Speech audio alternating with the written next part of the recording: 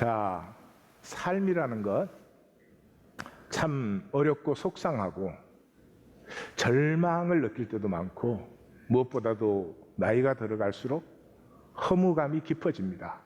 아닌 척하지만 허무감이 깊죠. 이게 단가, 이게 인생의 전부인가, 이런 생각을 문득문득 떠오르는 생각을 어떻게 할 수 없죠. 그런 삶인데도 놀라운 것은 우리가 참 치열하게 삽니다. 말 한마디에 천국과 지옥을 오르락내리락하는 그런 치열함으로 삽니다. 어떻게 그럴 수 있을까? 어떻게 그렇게 살까? 답이 아주 간단하죠. 거짓이기 때문입니다. 거짓이기 때문입니다. 이 세상이 현상세계의 삶이 거짓이기 때문에 내가 뭔가를 할 수 있는 거죠. 그러니까 모든 게 진실이다. 모든 게 진실이다. 그러면 내가 할 수 있는 게 있습니까? 없습니까? 그냥 그대로일 뿐이죠. 뭘 내가 무엇을 만들거나 컨트롤하거나 그런 건 아무것도 없어지죠.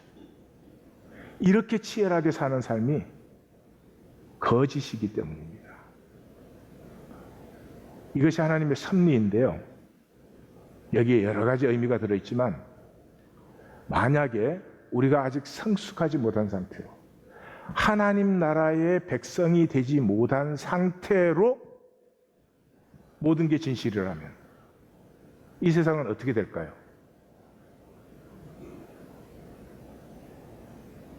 생명이 성숙하지 못한 상태로 모든 게 진실이라면 우리는 어떻게 될까요?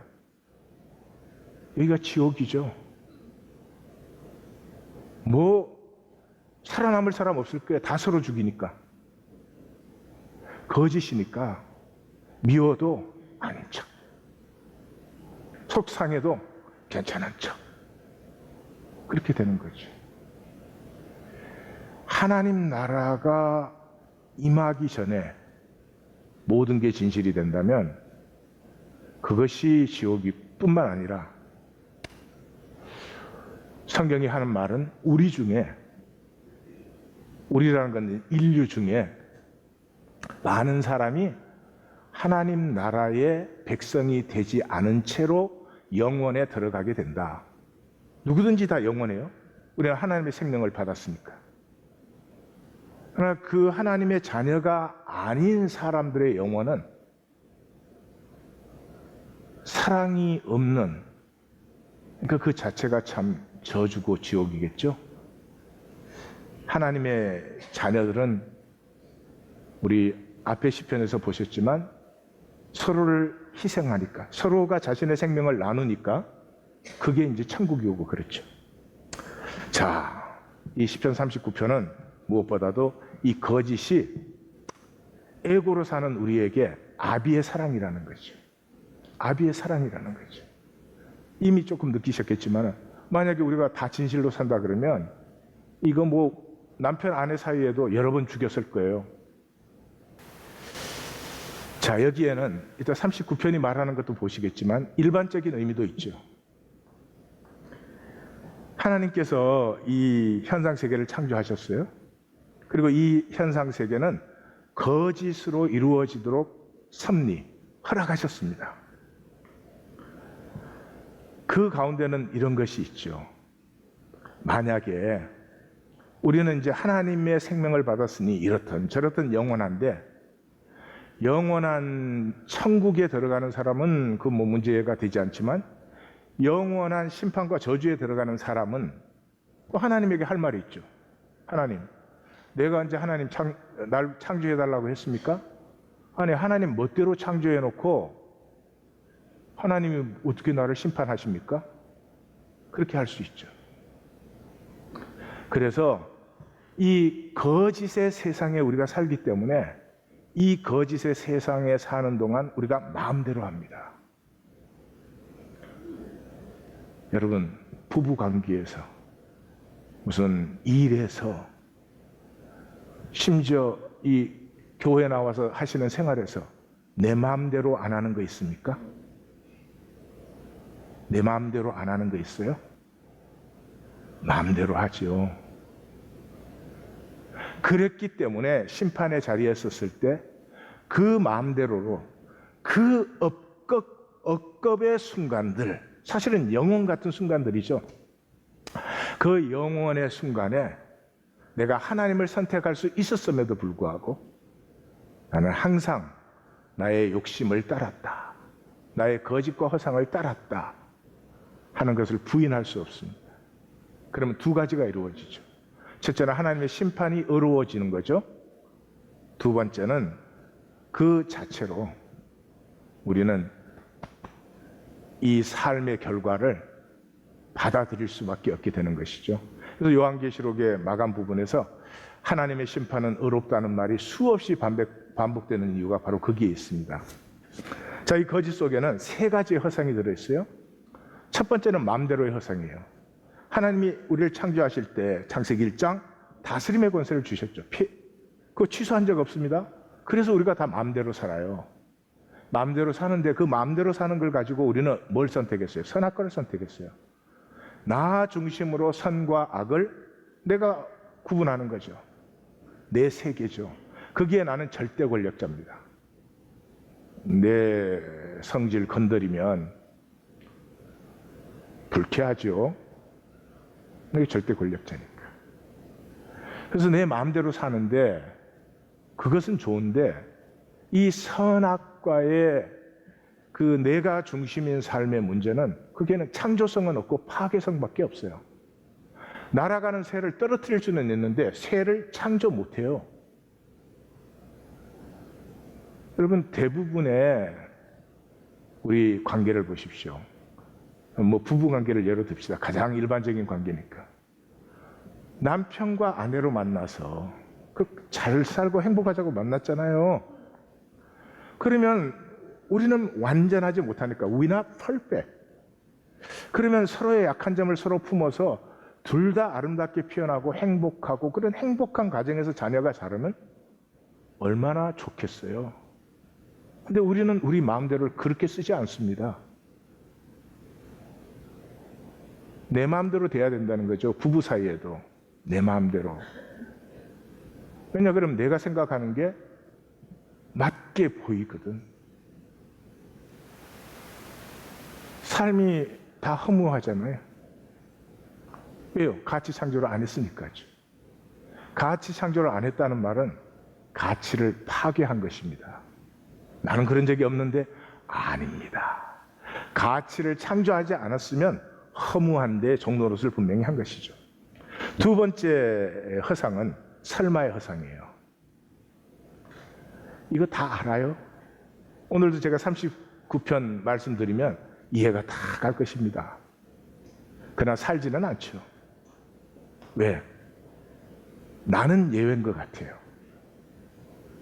나는 안 사는 이유가 정말 살고 싶은데 근데 설교가 너무 길어서 잊어먹어서 못 살아. 내가 15분만 해봐. 내가 다 산다.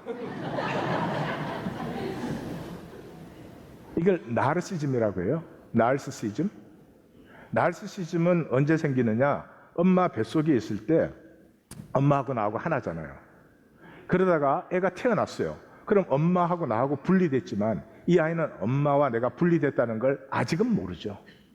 하나인 줄 알아요. 그래서 내가 배고프면 엄마도 배고프다고 생각을 해요. 그때는 엄마가 내 우주니까 내가 배고프면 온 우주가 배가 고픈 거예요. 이 허상의 나 중심성, 이걸 행동으로 옮기는 걸 에고라고 하는 것입니다. 이것이 나르시시즘에서 내가 깨어가는 과정을 성숙하다, 머추어하다 그렇게 말하는 것이죠. 그런데 일단 육체가 있는 한 이 나르시시즘은 완전히 없어지지는 않습니다. 뿐만 아니라 대부분의 사람들이 진실로 나르시시즘을 자꾸 없애기보다는 나르시시즘을 가꾸는 삶을 삽니다. 왜? 세상이 그렇게 디자인되어 있으니까. 세상이 너만 잘나 보여라. 아니, 같이 잘나면 좋잖아. 근데 그럼 잘난 게 아니야. 나만 잘나야 돼. 예. 이게 심지어는 부부 사이에도 그렇잖아요. 둘 중에서도 내가 더 잘나야 되는 거지. 이 나르시시즘 때문에 우리는 나는 예외라고 생각을 해요. 우리 중에 그렇게 생각하는 분은 아무도 없지요? 그러나 무의식에 다 그것을 깔고 있어요. 그 제일 대표적인 예가 죽음이에요. 우리는 지식으로 as a knowledge, 우리 사람이 다 죽는다는 건 알잖아요. 그런데 우리 무의식에는 다 이렇게 생각하고 있어요. 생각이 아니지만 이렇게 느끼고 있어요. 그렇지만 나는 안 죽어. 그래서 뭐 30에 죽든 50에 죽든 80에 죽든 90에 죽든 나이 아무 상관없어요. 내일 죽습니다. 그럼 다 충격을 받아요. 왜냐 그럼 나는 안 죽을 거라는 무의식이 내 안에 있었기 때문에. 네. 그래서 혹시라도 연세가 많으셔서 돌아가니까 젊은 사람들은 철없이 살 만큼 살았으니 뭐 당연한 거겠지 이러면 큰일 나는 겁니다. 뭐 우리 한국말에 무슨 뭐 세 가지 거짓말이 있다 그러잖아요. 노인이 죽어야지, 그리고 뭐 처녀가 시집 안 가야지. 그 굉장히 그 성차별적인 농담이네. 그리고 또 뭐 있어요? 아, 장사꾼이 미치고 줍니다. 네 가지인데 뭘 몰라? 한 가지는 하나님 교회 설교 짧게 하겠습니다. 그래서 이 두 가지 허상의 뿌리가 죽음의 허상이에요. 죽음의 허상이에요. 이 세상은 죽음이 절대화되어 있어요. 그 참 이상하지만 죽음이 절대화되었기 때문에 우리의 무의식 속에서는 우리는 끊임없이 죽음에서 도망을 치고 있어요. 죽음에 도망을 치는 이유는 마귀가 우리에게 결코 죽지 아니하리라 이랬기 때문에 도망을 치고 있어요. 말이 이상하죠? 조금 들어보세요. 그러면 우리는 죽음이 끝이라고 생각을 합니다. 세상은. 근데 죽음은 시작이죠. 성경에서는. 무슨 시작이에요? 나뉘어요. 영원한 나눔이 시작되는 것입니다. 한쪽은 하나됨이죠. 하나님과 우리가 처음에 창조전에 하나였는데 그 하나됨은 의미가 없죠. 그냥 하나님 안에서니까 그 저절로 하나죠. 근데 이 현상 세계에 오면 모든 것이 단절이 되죠. 나는 나, 너는 너 되죠.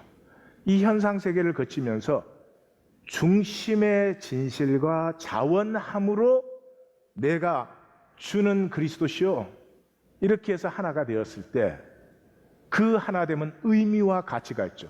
내가 자원해서 했으니까. 그것을 하나님의 나라라고 부르죠.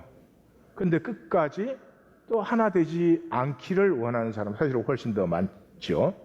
예, 그럴 수도 있다. 이 두 가지가 나뉘는 것이다. 그러면 이 하나님의 하나됨이 없는 단절된 세계는 뭐예요? 단절 자체가 거짓이죠. 거짓되면 단절이죠. 하나 되었으면 뭐가 가슴이 통하고 있겠죠. 근데 이 영원한 거짓의 세계 속에서 그 가장 아프고 힘든 것이 이것이에요. 내가 거짓이라는 것. 그게 우리는 인격, 하나님의 형상으로 창조되었기 때문에 굉장히 아픕니다. 지금 현상 세계는 하나님 뭘 주셨어요? 육체를 주셨잖아요. 가리는 육체를. 그러니까 우리 성도님, 내 속을 어떻게 알겠어? 알면 여기 왔겠어? 모르니까 온 거지. 세상에 만약에 가릴 수 없다면 살아남을 부부 아무도 없어요. 내 입장을 생각해서 얘기를 한 것 같아요. 종교? 이 세상에 어떻게 종교가 살아남아 있어요? 가릴 수 없다면. 그래서 이 육체, 이 현상이 끝나고 나면은 가릴 수 없죠. 그때는 내가 거짓인 채로 영원한 것입니다. 내 거짓을 가릴 수 없다는 게, 사람들이 다 안다는 게, 본다는 게 얼마나 힘든 일인 줄 아십니까? 깊이 성찰하셔야 됩니다. 절대 쏘구시면 안 됩니다. 그래서 이 죽음, 이 거짓은 성경적으로는 싸워서 이기는 거예요. 왜냐 그러면 거짓과 죽음이 그냥 가만히 있지 않아요. 우리 전체가 거짓으로 살도록 만들어진 시스템 속에 있습니다. 그곳에서 거짓과 싸워서 진실을 살고 진실을 지킨다고 하는 것은 참으로 어려운 일이에요. 창세기 4장에서 그랬잖아요. 제가 너를 원해요. 제가 가만히 있지 않습니다. 죄로 살도록 이 세상은, 거짓 세상은 그렇게 만들어져 있어요. 그런데 너는 죄를 다스릴지니라. 다스리란 말은 죄와 싸우는 거죠. 그냥 넘어가지 않고. 그래서 이 죽음이 깨어진 부활장 고린도전서 15장에 가시면 그렇잖아요. 이 썩을 것이 썩지 아니함을 입고 죽을 것이 죽지 아니함을 입을 때 사망을 삼키고 이기리라는 말씀이 이루어진다. 사망을 이기는 말씀이 이루어진다. 사망은 절대가 아닌 거죠. 그래서 사망아, 너 이기는 것이 어디 있어? 쏘는 게 어디 있어? 우리 주 예수 그리스도로 말미암아 우리에게 승리를 주시는 하나님께 감사하노니.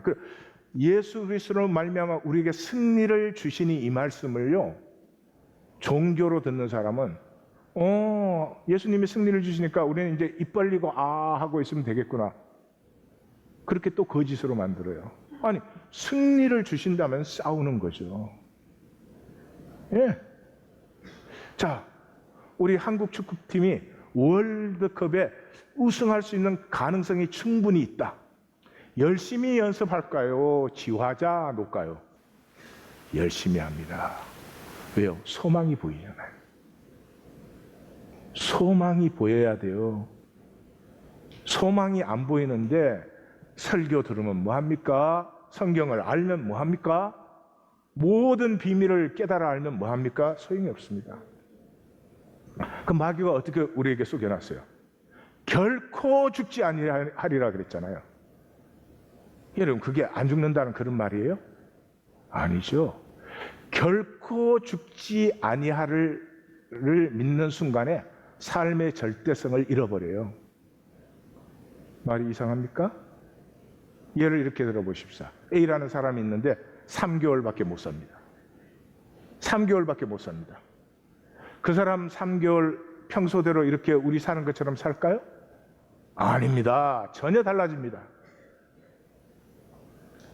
못 말했던 진실 말하고 싶습니다. 용서 못했던 자리 용서를 나누고 싶습니다. 살지 못했던 것 살고 싶습니다. 작아도 진실을 표현할 것입니다. 하나님 뭐라 그랬어요? 반드시 죽으리라. 선악과 먹는 순간에 꽥 한다 그런 얘기 아니잖아요. 우리는 현상세계에 태어난 이 존재는 반드시 죽어요. 죽음이 있다는 것을 분명하게 의식하는 사람은 그냥 살지 않아요. 생명을 피우죠. 천년 만년 살 것처럼, 나는 결코 죽지 않을 것처럼 그렇게 거짓을 살지 않습니다. 절실합니다. 남이 뭐라 그래도 상관없습니다. 나는 하나님이 내 안에 주신 하나님의 생명. 예수님은 퍼스트 클래스 생명 가지시고 우리한테는 third 클래스 라이프 주신 거예요? 아니요, 똑같은 생명이 우리 안에 있잖아요. 피우고 싶죠. 그래서 부활의 총결론은 이것이에요. 우리 같이 한번 읽겠습니다. 그러므로 내 사랑하는 형제들아, 견실하며 흔들리지 말고 항상 주의 일에 더욱 힘쓰는 자들이 되라. 이는 너희 수고가 주 안에서 헛되지 않은 줄 알미라. 왜 우리의 인생이 헛되었어요? 안 죽을 거니까. 언젠가 나 그렇게 살 거니까. 이 나르시즘에 속임. 나도 언젠가는 가치 있게 살 거야. 나도 언젠가는 잘 믿을 거야. 나도 언젠가는 헌신하지. 예. 그 언젠가가 언제까지 갈까요? 죽을 때까지 가지.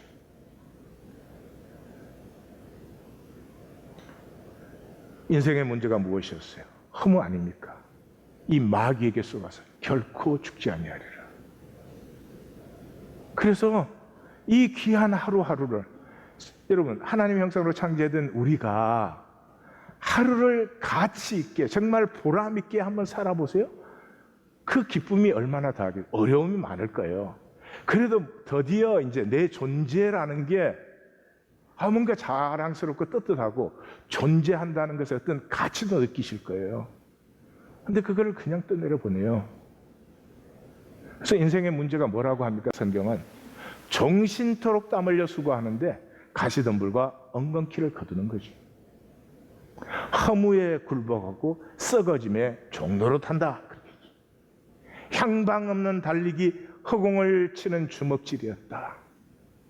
그래서 전도서는 헛되고 헛되며 헛되고 헛되니 모든 것이 헛되도다. 그게 인생인데요.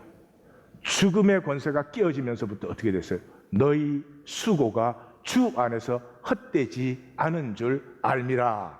주 안에서 세상 따라갈까요? 주 안에서 정욕 따라 살까요? 아니죠. 주 안에서는 그런 거 이제 따라가라 그래도 따라가지 않습니다. 이 생명의 가치가 얼마나 큰데 이게 피는 재미 보통이 아니죠. IT는 빈부의 차이가 정말 심한답니다. 그 땅에서 봤을 때는 그 빈민가와 그 잘 사는 사람의 지역은 정말 천국과 지옥이에요. 근데 돌아오는 비행기를 탔는데 비행기가 뭐 10,000피트밖에 안 올라갔는데 보니까 부자 지역이나 빈민 지역이나 똑같아요, 보기가. 예. 그 땅에 붙어서 살아서 그렇지 조금만 디스턴스. 우리 전에 그림 보셨죠? 그림 그죠? 조금만 거리를 두시면 이 세상의 삶, 영어로는 렛 레이스라 그러잖아요. 욕심을 따라서 오토파일럿으로 쳇바퀴 돌듯 지가 음식 물고 지구멍 들락날락 그거밖에 안 하잖아요.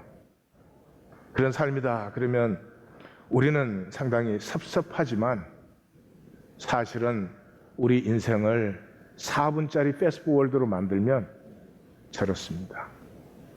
우리는 충격을 받을 필요가 있습니다.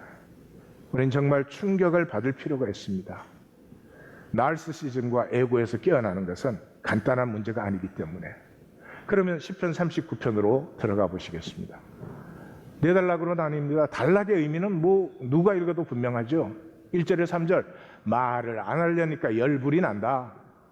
두 번째 단락 4절에서 6절 인생의 연약함을 알게 하소서. 야다가 3번이나 나오는 부분이죠. 7절에서 11절 죄에서 건지시고 징벌을 옮기소서. 결론 나는 세상에 나그네 죽기 전에 생명의 빛을 회복하소서. 우리는 건강으로 번역됐지만 좀 의미는 어려운 게 하나도 없죠. 문제는 이거죠. 저게 뭐야 도대체. 연결이 안 되잖아요. 아니 뭐를 도대체 말을 안 하려니까 열불이 나는 거야. 그건 간단하죠. 이게 다윗의 시편이죠. 다윗의 시편은 34편에서 시작됩니다. 그 34, 35, 36, 37, 38를 다시 읽어보시면 이 5편은 모두가 공통적으로 왜 세상이 이 모양이야? 왜 악인이 형통하고 의인이 고난을 받는 거야? 그 문제를 가지고 씨름을 하고 있습니다. 다윗은 실제로 그것을 경험한 사람이기도 합니다. 그래서 이 39편의 시작은 우리 성도님들이 34편에서 38편까지를 읽었을 것으로 전제하는 거죠. 그걸 쭉 읽어 오셨다면 39편을 탁 펼치면 이 세상이 악인은 형통하는데 의인은 고난을 받아. 그럼 내가 그 말을 하면 하나님이 불의한 하나님이 되죠. 하나님이 어떻게 악인이 형통하게 하시고 의인이 고난을 받게 하시는가? 또 범죄하는 게 되는 거죠. 그래서 내가 입에 재갈을 물려. 악한 자 앞에서는 그 말이 저절로 튀어나오는데도 내가 말을 안 하고 선한 말도 안 한다. 근데 안 하려고 하니까 열불이 나는 거예요. 열불이 나는 거예요. 참을 수가 없어. 그래서 작게 엎조릴 때, 작게 엎조린다는 말은 기도한다는 말이죠. 그때 이 시인은 깨달았어요. 생명의 소망은 현상 넘어 영원에 있다. 이 현상 세계가 전부라면 하나님이 불의하신 거예요. 근데 아니에요. 우리의 생명의 소망은 현상 너머에 있어요. 그래서 이 시인은 야다를 2번이나 외쳐요. 뭐를? 내 인생의 종말, 내가 죽는 존재라는 것, 내 연한이 짧다는 것, 내 인생이 참으로 연약하다는 것, 주께서 나의 날을 한 뼘같이 하셨습니다. 없는 것처럼 하셨습니다. 허사뿐입니다. 다시 말해서 뱀의 말을 믿어서 결코 죽지 않을 것처럼 좋은 일은, 선한 일은, 정말로 필요한 일은 언젠가 하지, 내일 하지. 그 거짓에서 반드시 죽으리라. 하루를 늦게 깨어나면 그만큼 생명을 못 가꾸는 거죠. 절실해지는 거죠. 진실로 사람은 그림자 같고요, 진실로 헛된 일로 바빠요. 우린 다 중요하죠, 그죠? 중요한 일로 바쁘시죠? 4분으로 줄이면 red race 되니까요. 그리고 재물을 모으나 누가 쓸지는 알지 못한다. 이거 뭐 꼭 남이 쓴다 그런 뜻이 아니에요. 자기가 쓰는데도 정말로 자기가 쓰고 싶은 데는 못 써요. 우리 돈 어디에 쓰는지 잘 보세요. 정말로 내가 원하는 데 쓰세요? 아니요. 육신의 정욕과 안목의 정욕과 이생의 자랑에 써요. 적지 않은 돈을 씁니다. 적어도 미국에서 살면 그 돈 쓰는 하나하나가 가치 창조가 돼야 될 텐데 가치 창조는커녕 허무만 더하는 거죠. 그래서 여기에 시편 39편에서는 사실은 우리 기독교에서는 전혀 말하지 않는 성경적 관점이 나오기 때문에 39편 그 이해하기가 그렇게 어려워지는 거죠. 시편 90편을 보시면 이랬죠. 누가 주의 노여움의 능력을 알며 누가 주의 진노의 두려움을 알리까? 이 무슨 말입니까? 현상 세계가 이렇게 창조됐어요. 그 소멸하잖아요. 그 우리가 하나님한테 그럴 수 있죠. 하나님, 멸망시킬 거 왜 창조하셨어요? 천만의 말씀입니다. 만약에 현상 세계를 창조했는데 사람들이 다 진실을 추구하고 진실을 향해서 자라나기 시작하면 하나님은 그 세계를 갖고서 영원하게 하죠. 그런데 뱀의 말을 듣고 우리는 전부 거짓으로 살고 전부 거짓으로 갑니다. 그 거짓된 삶을 주님이 바라보고 있는데 요즘 복음주의는 이래요. God loves us so much. 너무너무 사랑하신대요. 천만에 사랑만 하는 사랑은 진짜 사랑이 아니에요. 그 하나님의 생명을 받았는데 거짓과 허무에 소멸해가는 그 세상과 삶을 보는 하나님의 가슴에는 사랑의 진노가, 그게 진짜 사랑이지. 자식이 약 먹고 방황하고 근데 부모가 사랑하니까 아우 이쁘다 이쁘다 괜찮아 이럽니까? 아닐 것입니다. 세상 사람이 다 그런다고 해도 부모는 이놈아 너 죽고 나 죽자 그렇게 될 것입니다. 이게 성경의 기본적인 관점인데 오늘날 기독교에서는 사라져버렸어요. 왜? 이런 거 말하면 사람이 오겠습니까? 그 두려움에 우리는 소멸해 가고 있어요. 그래서 우리날 계수함을 가르치사 우리가 죽음의 존재라는 것을 알게 하셔서 지혜로운 마음을 얻게 하소서. 지혜로운 마음이 뭐예요? 우리는 한정된 시간을 갖고 있기 때문에 그 한정된 시간에 하나님의 창조의 목표인 하나님의 형상을, 생명을 내 안에서 피워내는 것이죠. 그래서 이 성경의 독특한 관점은 39편 전체에 계속 나오는 것이죠. 그래서 세 번째 단락에 들어가면 주여 내가 무엇을 바라리요? 나의 소망은 이제 주님뿐이잖아요. 주님뿐이잖아요. 그래서 나를 모든 죄에서 건지시며 이 관점을 못 보시면 아니 왜 갑자기 죄에서 무슨 죄를 이 사람이 졌나? 아니요. 내 삶 전체가 죄인된 삶이에요. 죄에 소멸하고 있는 삶이에요. 그래서 우매한 자에게 욕을 당치 않게 이 현상의 것만 갖고 이 현상의 것만 갖고 이 영원한 세계의 저주를 알지도 못하면서 그것을 향해서 가꾸어가는 사람을 반드시 그 사람들은 또 핍박하죠. 8절에 이 대신에는 10절에 뭐가 나옵니까? 나에게서 주의 징벌을 옮기소서. 이것도 우리 이 소위 뭐 복음주의 기독교라는 데서는 얘기 안 하는 거죠, 그죠? 주의 징벌을 나에게서 옮기소서. 그 말이 뭐예요? 주의 손으로 치셔서 내가 지금 주님이 나 뭐 심판, 그게 아니고요. 내가 현상 세계의 거짓된 삶을 사는 것 자체가 주의 그 심판의 손 아래에서 내가 쇠망되어 가는 거죠. 그래서 주님의 징벌을 나에게서 옮기소서. 이게 욥기에서 많이 나오는 샤라는 단어입니다. 그래서 번역하면 그거예요. Leave me alone. 그 진노의 눈길로 나를 그만 보시옵소서. Look away from me. 그런 단어예요. 그래서 11절에서는 주께서 죄악을 징계하시고, 이 사람이 무슨 죄악을 지었나? 아니, 지금 이 삶 전체가 그렇다는 거죠. 그 소멸가는 현상세계 속에서 그 영화가, 하나님의 형상이 조미 먹듯이 소멸해지고 있는 거죠. 참으로 인생은 모두 헛될 뿐입니다. 그래서 형 결론이 12절 13절에서 이렇게 나오죠. 나는 나그네 나를 구원하소서. 여기에서 주의하셔야 될 건 나가 계속 나와요. 나의 기도를 들으시고 나의 부르짖음에 귀를 기울이시고 내가 눈물을 흘릴 때 잠잠치 마시고 나는 주와 함께 있는 나그네이며 주와 함께 있는 나그네는 아브라함과 이삭과 야곱을 얘기합니다. 아브라함과 이삭과 야곱은 이 세상을 살 때 이 세상에 무슨 틀을 잡으려고 산 게 아니고 이 세상을 나그네처럼 지나갔어요. 왜냐하면 목적지가 여기가 아니니까, 저 영원에 있으니까. 그래서 이삭을 제사 지낼 수 있는 거예요. 현상계가가 전부라면 아들을 죽이라는 하나님을 용납해야 되겠습니까? 또 하나님이 죽이라 그랬다고 아들을 죽이는 아버지를 그냥 놔두면 되겠습니까?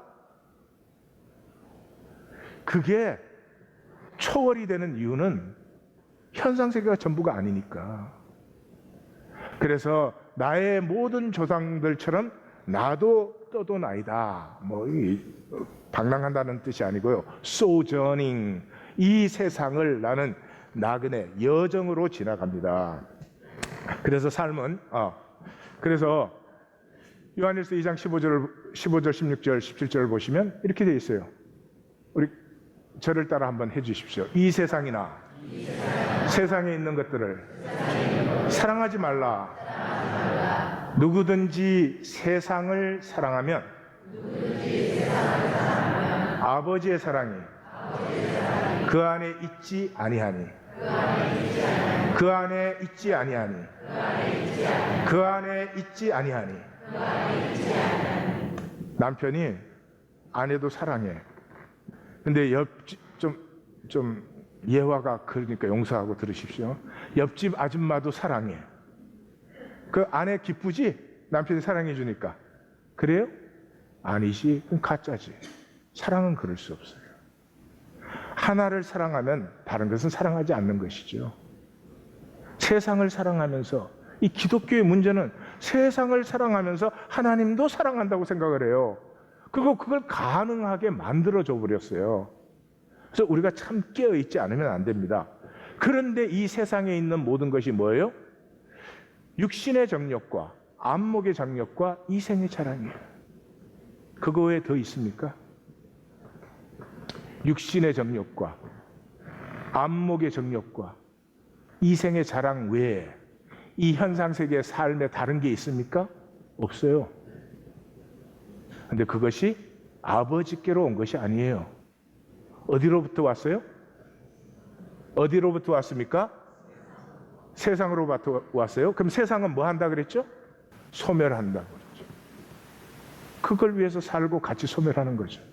그래서 또 이렇게 합니다. 이번에 따라해 주십시오. 이 세상도 그 정욕도 지나가되 오직 하나님의 뜻을 행하는 자는 영원히 거하느니라. 예, 아버지 뜻을 사는 자죠. 기독교는 아버지 뜻 알고 이해하고 공부하고 뭐 참 많이 하는 것 같아요. 삶이 없어요. 어떻게 기독교가 세상과 역사에 존경을 받지 않을 수가 있습니까? 예? 크리스찬은 돈 많아서 존경받는 게 아닙니다.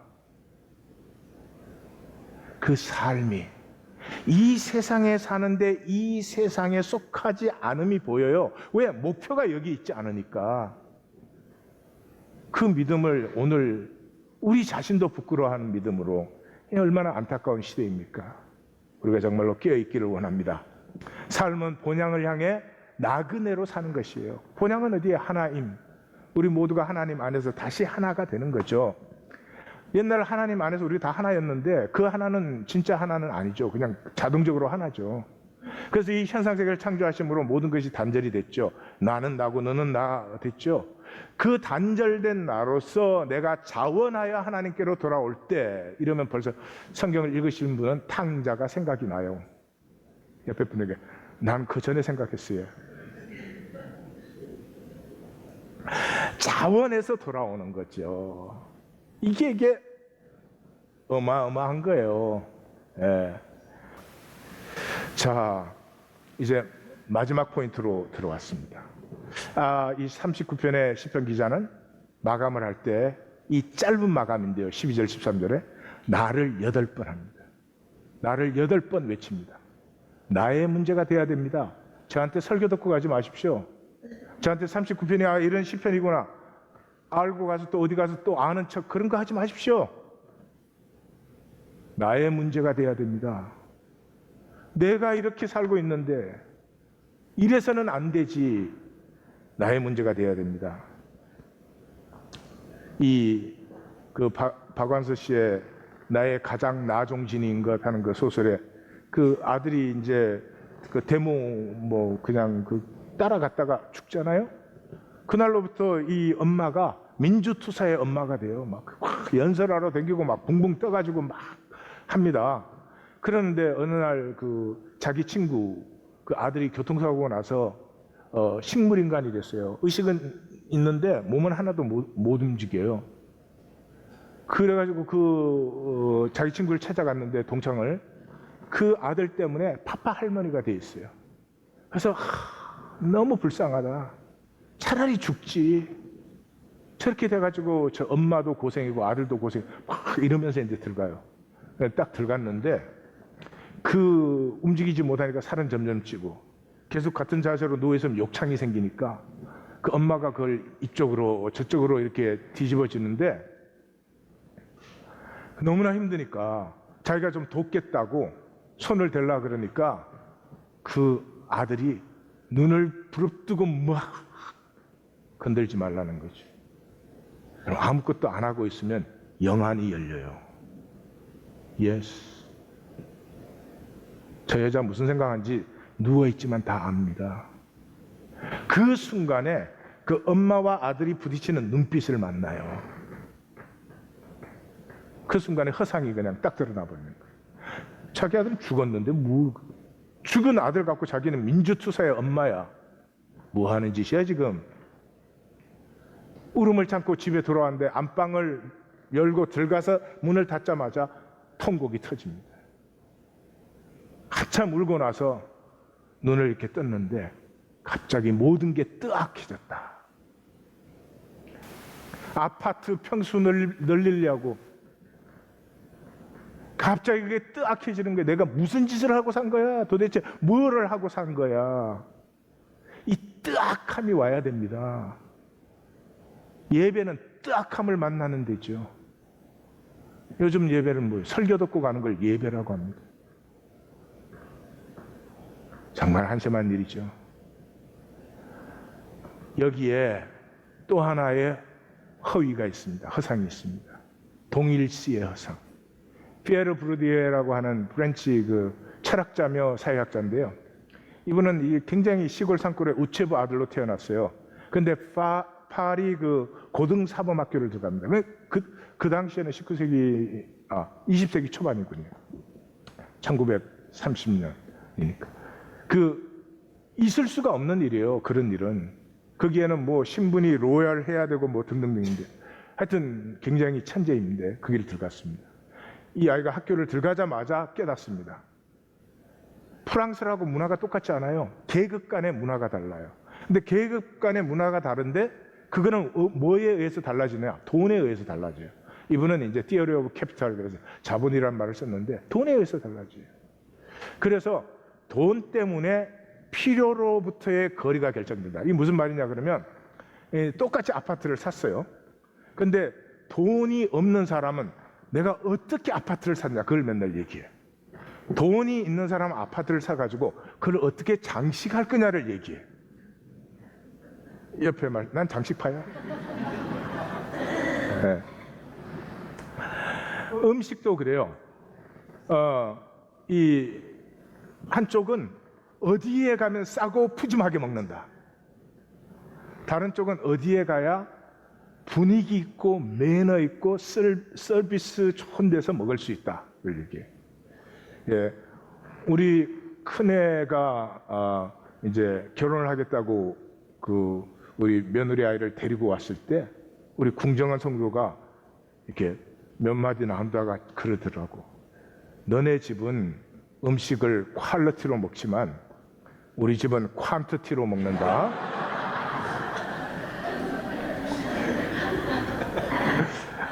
와, 얼마나 적절한지 신의 계시로다 내가 속으로.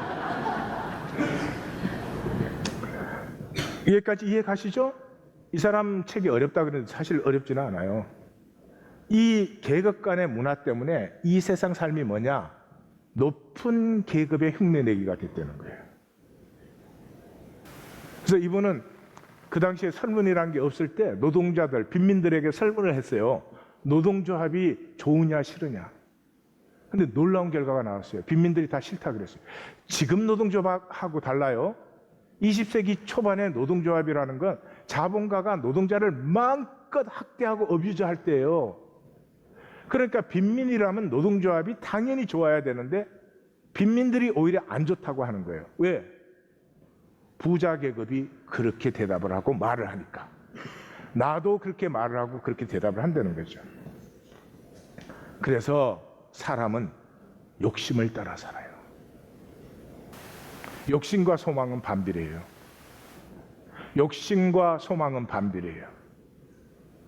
내가 한 생애를 살고 주님 앞에 설 때 내가 누구로 설 것인가 이것을 생각하는 사람은요 욕망에서 많이 자유해집니다.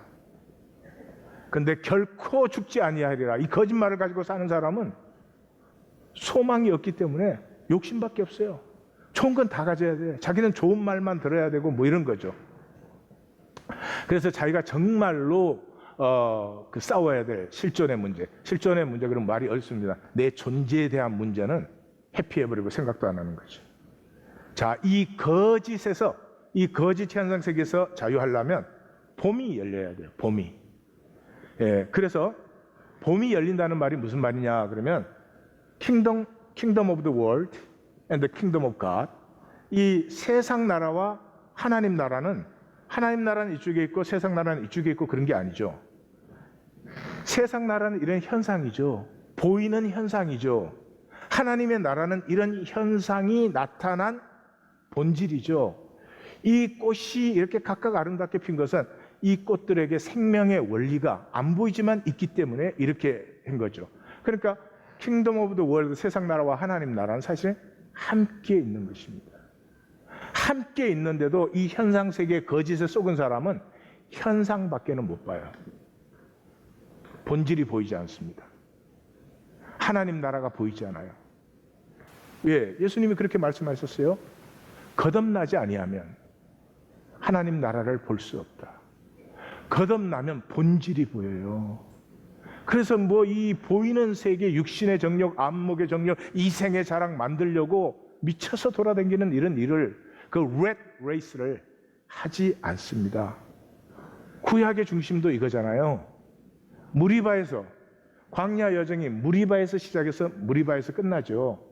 첫 번 무리바는 르비딤의 무리바고 마감하는 무리바는 가데스의 무리바인데 무리바란 말이 뭐예요? 다투었다는 말이죠. 뭐를 다투었어요? 성경이 쓰죠. 우리 가운데 하나님이 계시냐 안 계시냐. 다시 말해서 하나님의 임재가 있느냐 없느냐. 근데 절대 다수는 하나님이 없다 그랬어요.